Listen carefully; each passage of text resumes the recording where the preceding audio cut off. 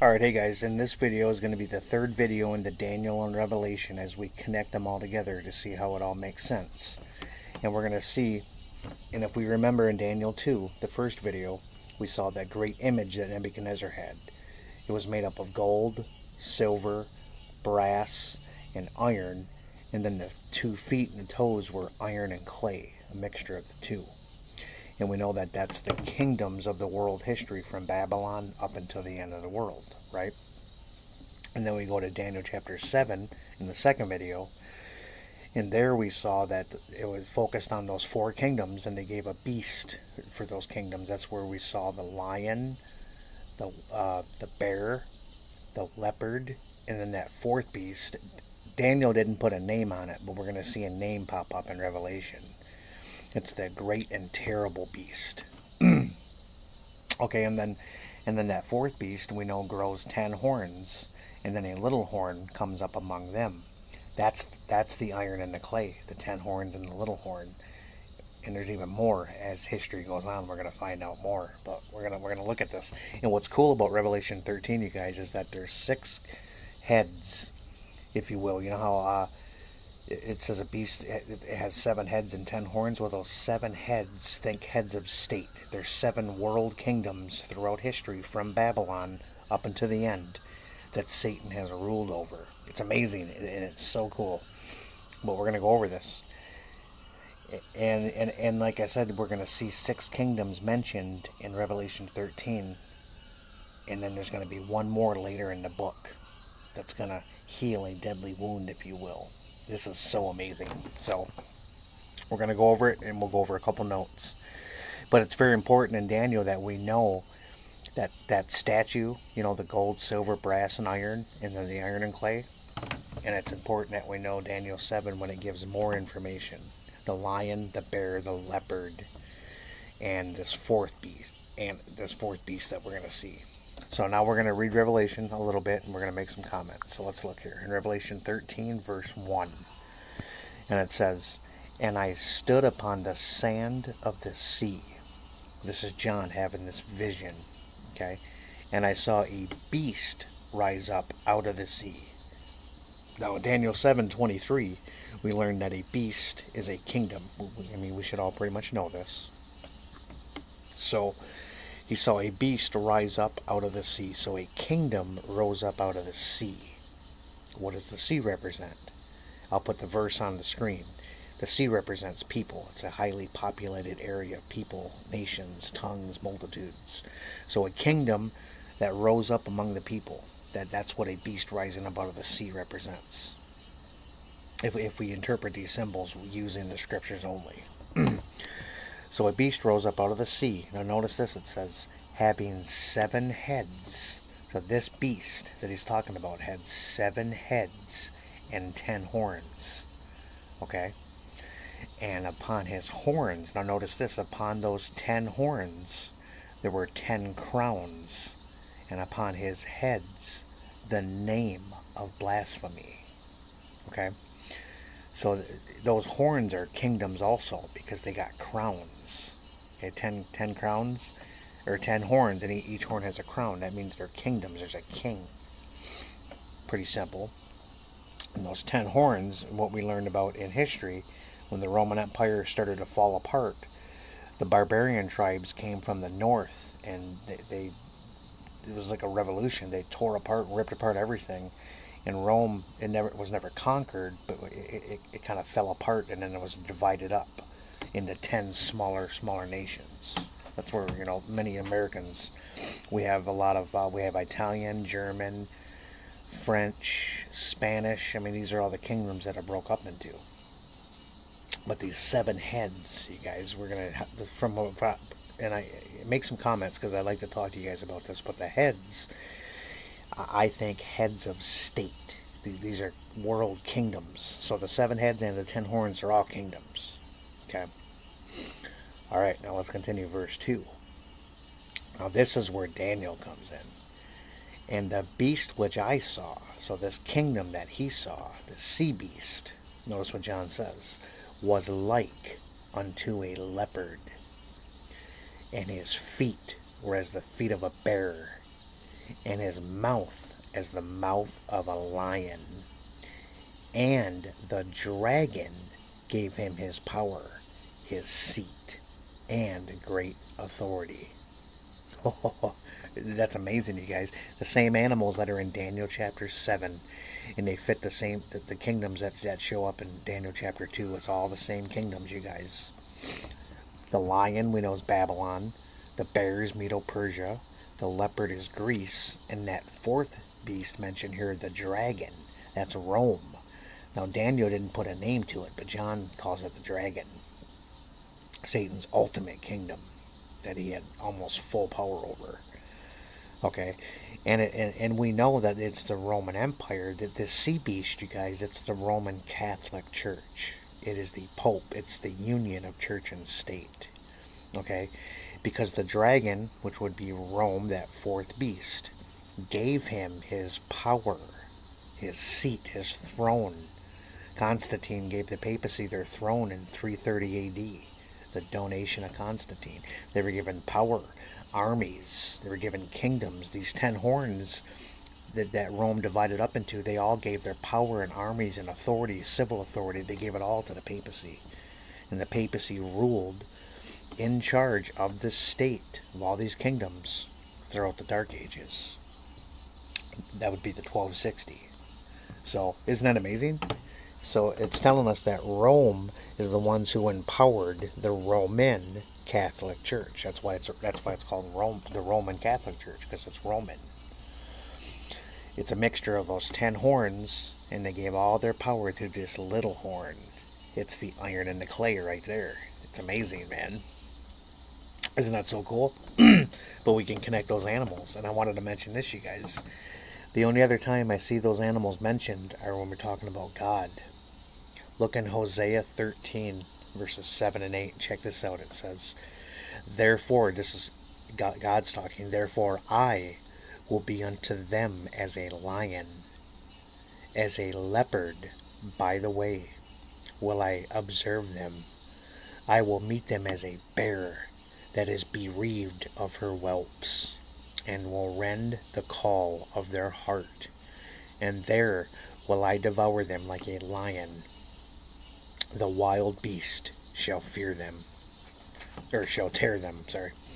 But God uses those animals to describe himself, you guys, and we know Satan, the great counterfeit, he uses all God's things, and he makes little subtle changes to them. He's a copy.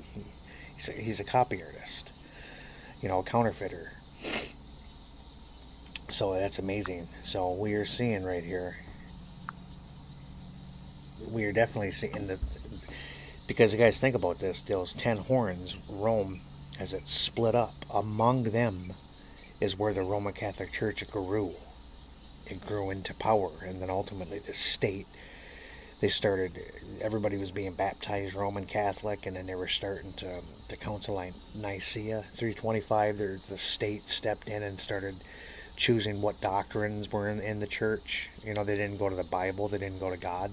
They relied on these men, and these men were deceived, But anyways, I just thought that was really interesting. So this takes us to the papacy right here in chapter 13. Now let's look at 3. Now notice this, you guys, and I saw one of his heads as it were, verse 3, I saw one of his heads as it were wounded to death, and his deadly wound was healed, and all the world wondered after the beast. So the beast in this chapter is dealing with the Roman Catholic Church, the Pope at the head. Okay. Now, the papacy is one of the heads, obviously, because it's the sea beast that we're learning about. So that means that if that's one of the heads, you guys, the lion, the bear, the leopard, and the dragon also are heads. So there'd be 5 heads right there.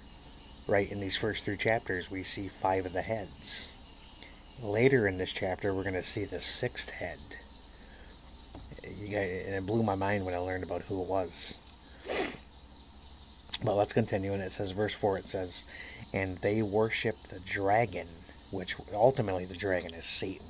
On the earth as a kingdom, it was Rome. Okay, so during the Dark Ages, you guys, as history is taking place, they worshiped the Roman government, the dragon, which gave power to the beast.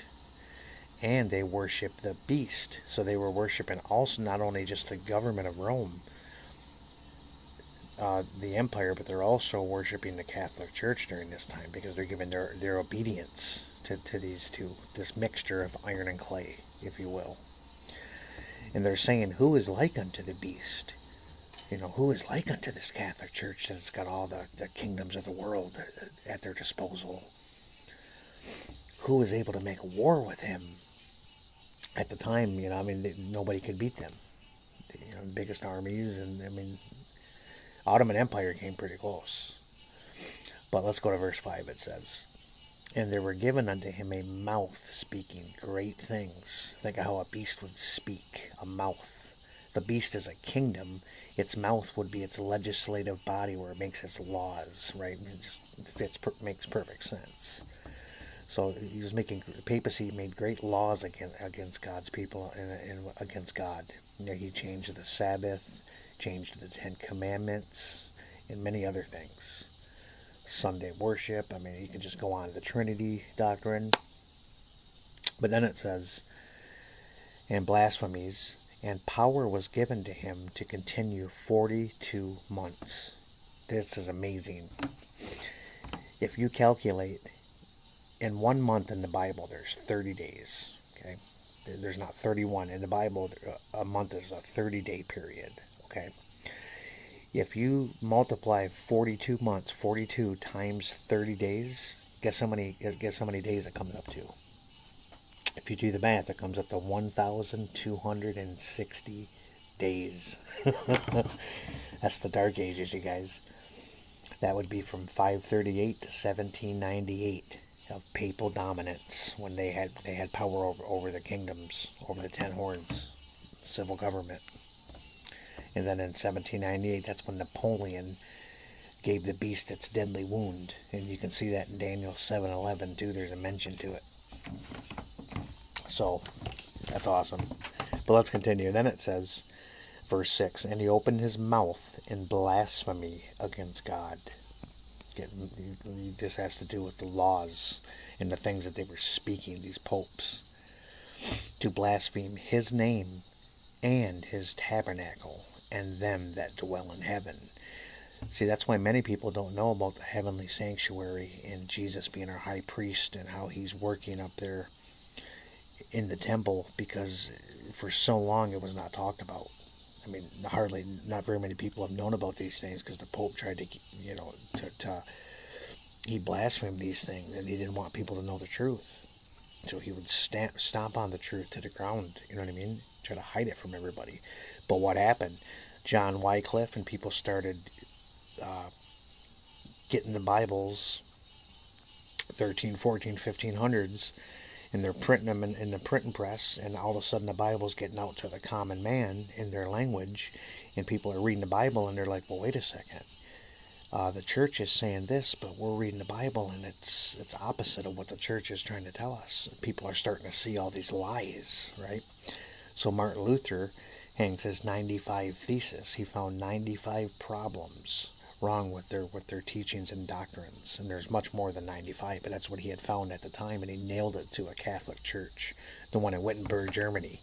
He nailed it on the door in 1517, because people would study the Bible and they'd be waiting, because the Roman Church, guys, the Catholic, it was the only church up until you had small little sects coming out around the 13 and 1400s and on up until our time now. It was the Catholic Church was the church on the earth, from a Christian standpoint. So people were coming out of the beast, coming out of Babylon. There's always been people coming out of Babylon. God was calling his people out because the church was deceived. They were lying. Their doctrines, their teachings, it was all wrong. Just like the Jews in Jesus' day, the entire nation was wrong. They had all been deceived. They were teaching lies to the people. They themselves did not understand their own scriptures. And God had to call the 12 disciples out. So remember, there's always two Israels. There's those that are the true believers, and then those are the counterfeit believers, the one that they think they're God, they profess to be God's people, but they're deceived. And God will send people to show them the truth, and then they can either accept it or reject it. You know what I mean? That's kind of what I'm going through right now. I'm having to unlearn everything that the churches have taught me. But let's look at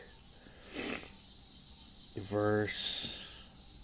We did 7. Let's look at 8. And all that dwell upon the earth shall worship him.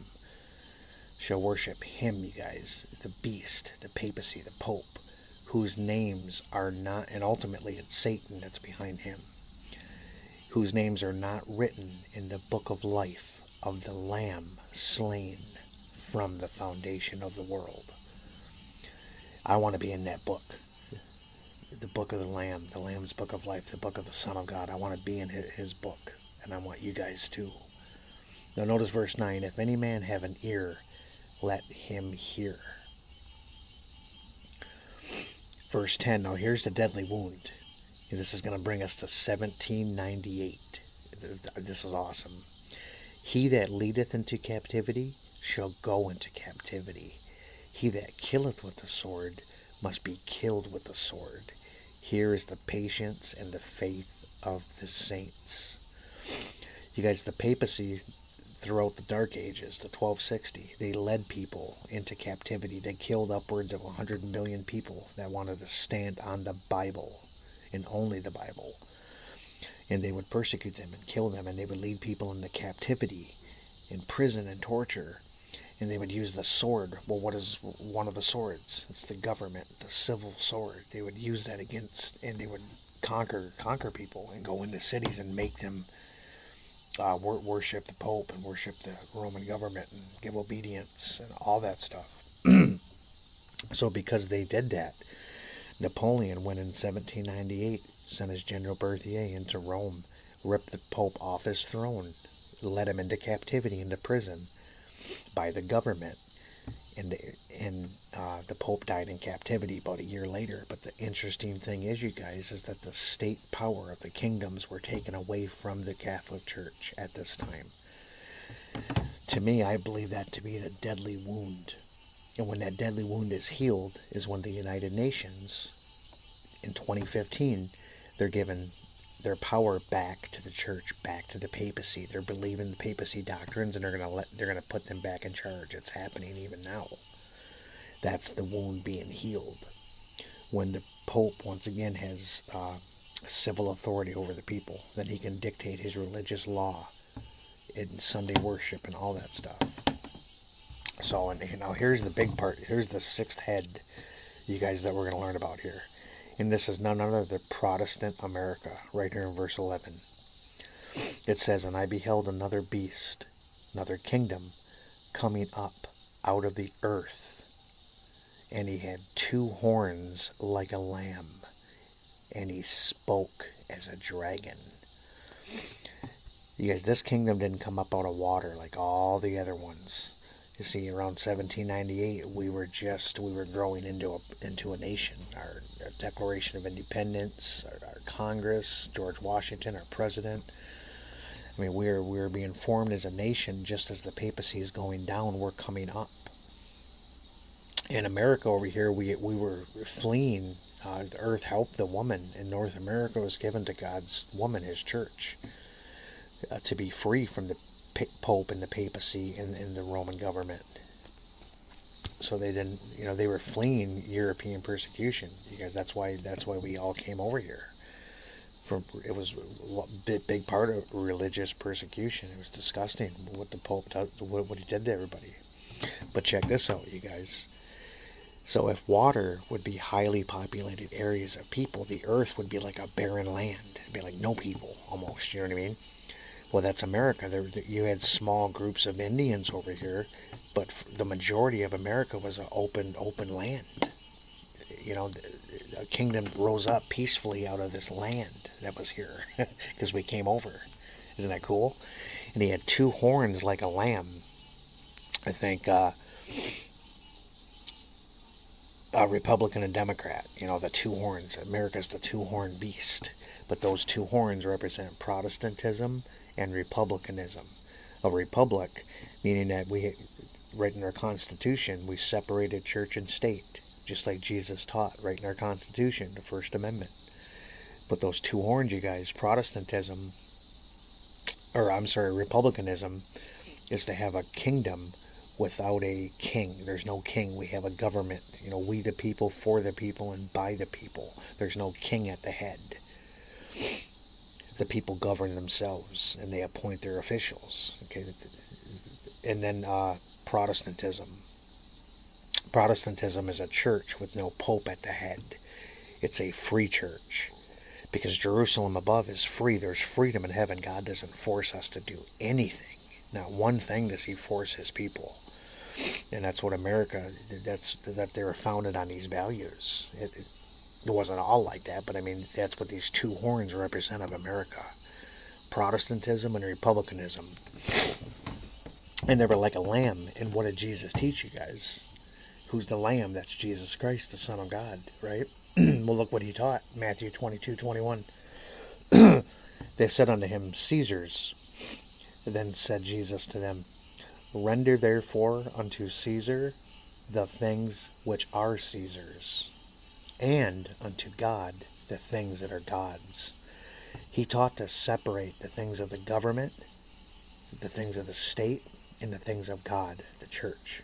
Those two things are separate. You give to Caesar what's his, you give to God what's his. Okay, there's a separation of church and state there. I've heard so many people say, oh no, that's not true. I'm like, how could you not see that in that verse? It's right there. Just because it doesn't say the word. I mean, if you can't see a separation of church and state there, you're blind. So we got that going on.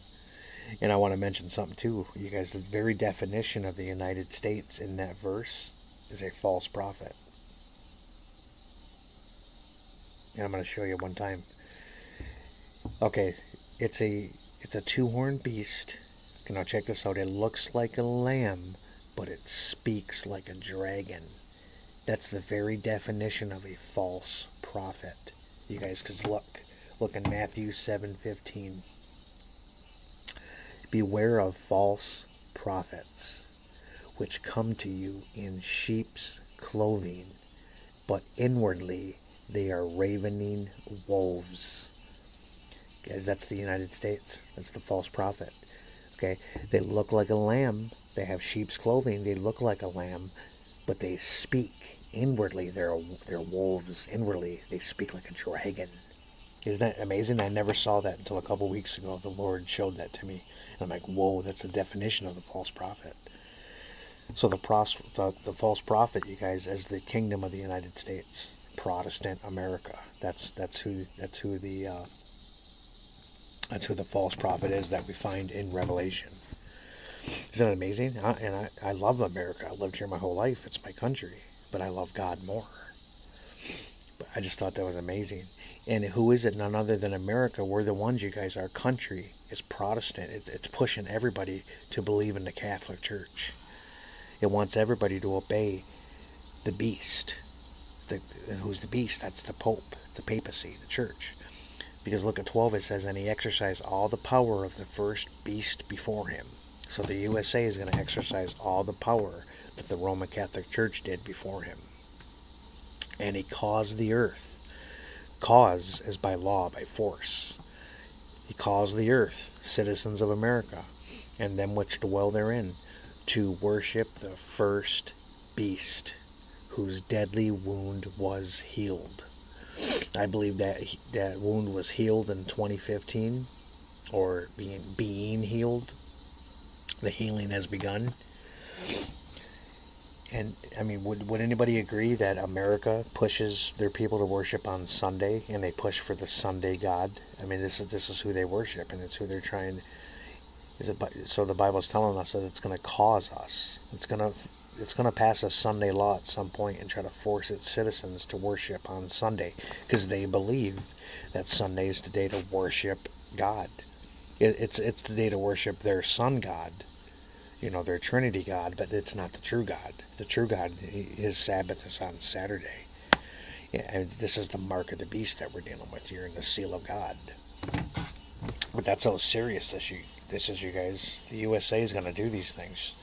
And the papacy is going to watch the entire thing, because the papacy is existing at the same time that all this is going on. And lo and behold, Pope Francis, I mean, they're over there. They're still here, just like Jesus said they would be. They didn't die out.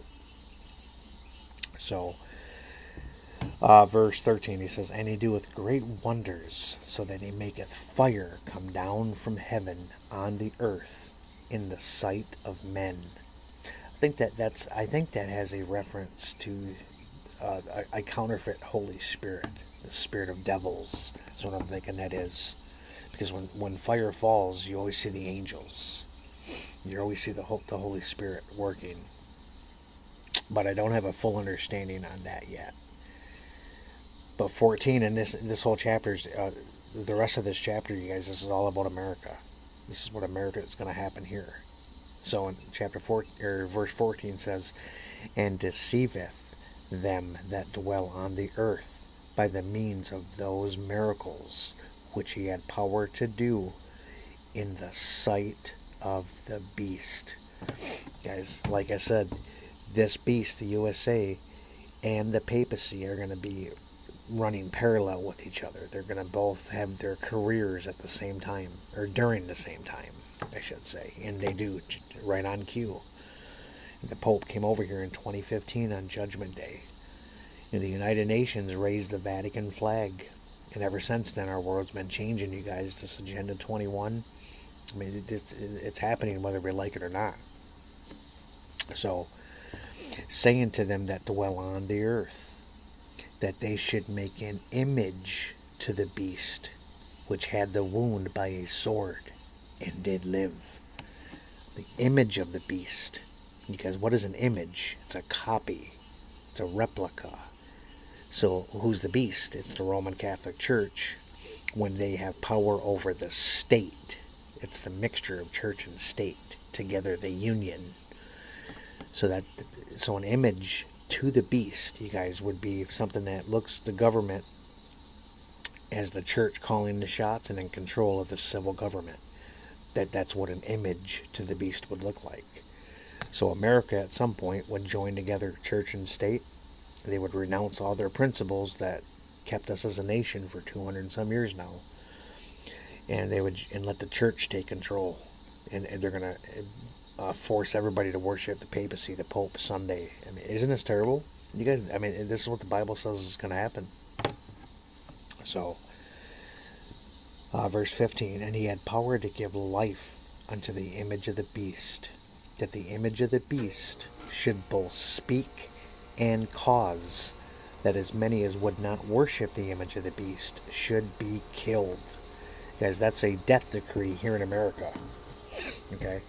Now, this image of the beast, if we're dealing with a union of church and state in America, where the church is making civil laws, religious laws through the civil government, you guys, if it's it says it should both speak and cause. Remember we talked about speak through the mouth before? That probably has something to do with the beast, the kingdom speaking, would be its laws, its legislative laws that it makes. And cause, well, we know that's enforcement. That's to force the people to do something against their conscience. So speak and cause are make laws and then enforce those laws onto the people. And if you don't do what we say, we're going to kill you. That's what's happening there in verse 15. That's going to happen here in America. And God's people are going to, this is the time of trouble. God's people are going to have to stand against the government, the church, everybody. And there'll be a small group of people that stand up and say, no, we worship the Most High God, God the Father. And we know His Son. And we're going to have to stand against all this Trinity and all this stuff. Verse 16 says, and he causeth all, he causes all, both small and great, rich and poor, free and bond, to receive a mark in their right hand or in their foreheads. So this mark, you guys, it's either going to go in the right hand or the forehead. Think of the forehead. What do we got in what would a forehead, do you think, be a symbol of? The mind. They're going to believe it. They're going to accept it in their mind that Sunday is the day. Or by their right hand. symbolizing their actions. Okay, they're going to follow along just to be safe, just to not be persecuted, just to not be killed, whatever the case. They might not believe, but because they're scared, they're going to follow along to preserve their own life. And because they're trying to preserve their life, they're going to lose their life, because they're not going to be going to heaven if they follow along. We're being warned, all of us, about this. And then 2 more verses, and that no man, now check this out, now here's the economy of America right here. The economy, that's how we know the dollar's got to collapse, because they have to control the money system, complete control, where they press a button and your funds are cut off and you can't even buy stuff out of the back store of a grocery store. No buying or selling, so that no man might buy or sell save he that had the mark, or the name of the beast, or the number of his name. This means we're going to see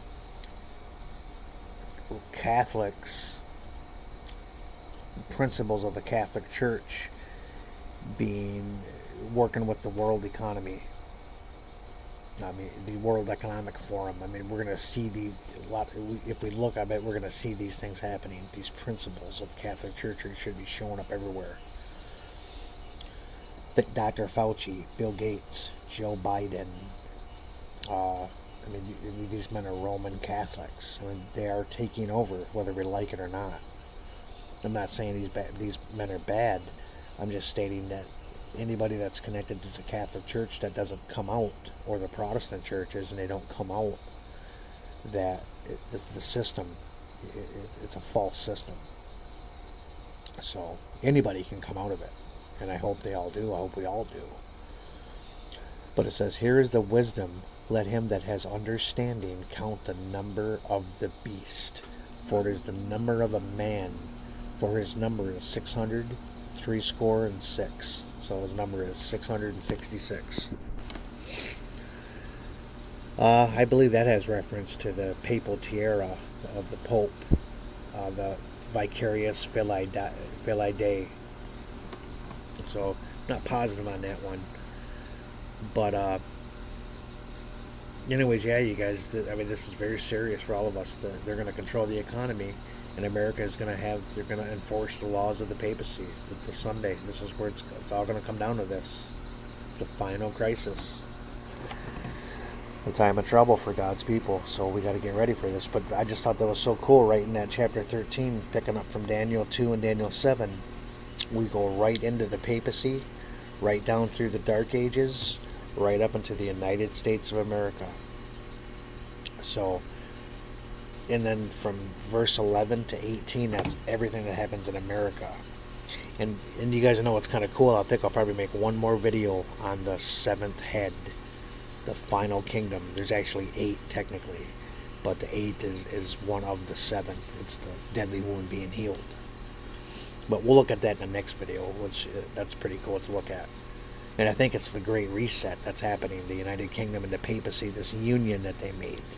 And the United States is in on it too. So the Paris Agreement, the climate change agenda, Agenda 21, none of it's good. None of it's good. So it's all deception. Pharmakia, medical Babylon, vaccines, drugs, pharmacies, pharmaceuticals, all that's bad. You guys, all of it's to deceive us. So we'll get into that. I'll probably make at least one more video, because I do want to expand on that 7th head. And that's later in Revelation. That's chapter 17, and there's a little bit more too. So, well, anyways, I just wanted to go through this chapter, so I hope that helped. And I will see you guys in the next video, and we'll have a good one. But I just love connecting Daniel and Revelation. And as we go back in the beginning, remember we saw the lion, the bear, the leopard, and the dragon. And then we saw the sea beast and the earth beast. Those are the 6 heads, and there's one more head. Technically, there's kind of 2 more. But we'll see. It's the 10 horns giving power back to the little horn. It's amazing, man. So, alright, well, God bless you guys, and I will see you guys in the next video.